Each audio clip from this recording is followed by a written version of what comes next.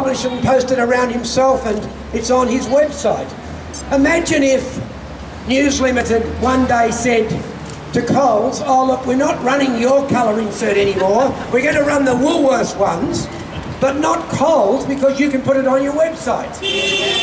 Now Coles would go broke, it's as simple as that. This decision by News Limited will threaten Dick Smith Foods. It's touch and go whether we can keep it going, but by having these 1.2 million copies of the magazines that should have gone in their media rejected, it's going to make it an incredible problem. Yes, some people will look at it on the internet, and by the way, if you key Dick Smith secret into Google, you'll be able to read it. Now, here's the problem. Tomorrow, people in Sydney and in Melbourne, in Canberra will be able to read my magazine. Next week, they'll be able to read it in the West Australian newspaper, because those proprietors and editors have looked at it and are delighted that it gives some different views on important issues so we can discuss them in Australia.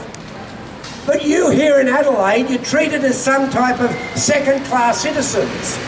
You can't be contaminated with views that go against the views of the Murdoch press. That's the decision they've made. They've rejected $180,000 of income so we don't have free speech. I haven't been able to get a sensible reason from News Limited on why they're rejecting the magazine. It's completely harmless to them. There's nothing in it that I haven't said for the last 10 years. Yes, some people say, oh, it criticises the Murdoch press. Well, actually, it just answers the criticism that they've constantly given to me, that I haven't objected to. They say that I'm responsible for the Cronulla race riots because I link Australian ownership with supporting the home team. And my view on this is quite simple. When if I went to the Olympic Games, or I did in Sydney, I support Australia. Americans support America. I believe we should support our own farmers. Thank you. Now, I think one of the reasons, first of all, I think they've made an enormous mistake. And I'd like to ask the editor, Sam Weir. Is Sam Weir here, by the way, the editor of the Advertiser? Come on down, Sam. Come on out, Sam. Come on, Sam. Come down, Sam. Come down, Sam. I'd like him to come down and to make a decision. He's supposed to be independent, isn't he? Yeah. Well, he can make a decision to run my magazine. So people in South Australia, remember, I was going to run it in the suburban newspapers. I thought, can't run it in the Advertiser, I'll run it in the suburban newspapers. Then I was told, oh no, Murdoch owns all of those. How did you ever let this happen here? Exactly. And understand, he's an American. There's a banner here that says, come back Yank. Come back Yank. I wish he'd come back here. I like strong media proprietors. If he lived here with his kids, he'd be making decisions about Australia. Because there's plenty of people in America making decisions that are positive about their country. What's wrong with that? That's fantastic. Exactly as you say. So I asked, what about the journalists upstairs? I know the editor and the journalist here and the Advertiser would love to run my magazine. By the way, if you go out tomorrow morning and buy the Financial Review, you'll be able to see it. So he hasn't been able to stop it completely, has he? Now, what is more serious about this is the number of politicians who have said to me, Dick, your views about the fact that we can't have perpetual growth in the use of resources and energy and population, that that's not possible in a finite world, we agree with them. These are federal politicians and state politicians. But then they add, but Dick, I couldn't possibly say it. I would be destroyed by the Murdoch press. Yes. And here's the problem.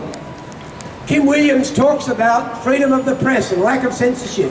I don't think he realises that it stops free speech if you're so powerful that people are frightened of you.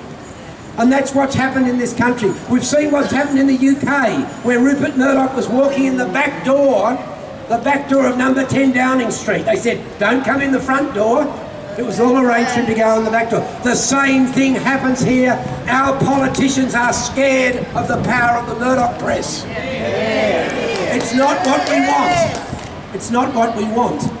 Now I'm calling on Julia Gillard and Tony Abbott to come out and be game and say, Mr. Murdoch, run Dick Smith's magazine. Yeah. Do you reckon they'll be game? No. Isn't that amazing? I ask your Premier here to come out and say, Mr. Murdoch, run Dick Smith's magazine. Same strength. No, look, I'm sympathetic with them. If I was a politician, I would be very concerned because you know what's going to happen. In England, they put private detectives on chasing people and tapping phones and everything. It's very, very sad. What I'm saying to the journalists here, if you act independently, well, you'll be thrown out. You'll be like Gary Linnell, the editor of the Daily Telegraph in Sydney, who was just liquidated one day, a bit like Stalin's times. And when we all asked, what's happened to Gary Linnell? He was the editor of the Daily Telegraph. No one knew. He didn't even know. Sacked. That's how it goes.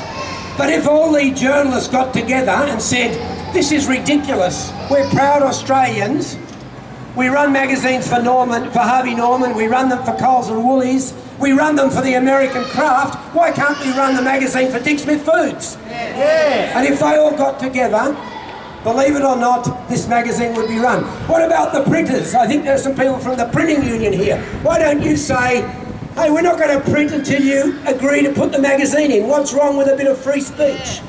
Yeah. Of course, the magazine covers some issues that we're not allowed to talk about, and that is the fact that many people want Australia to keep growing to 100 million, and as I show in the magazine, at the growth rate of last year, 2.1% per year, will end up with 1 billion people in 100 years' time, and no one really believes that is sensible. And all I'm asking for is we have some fair and open discussion on this. We don't intimidate our politicians.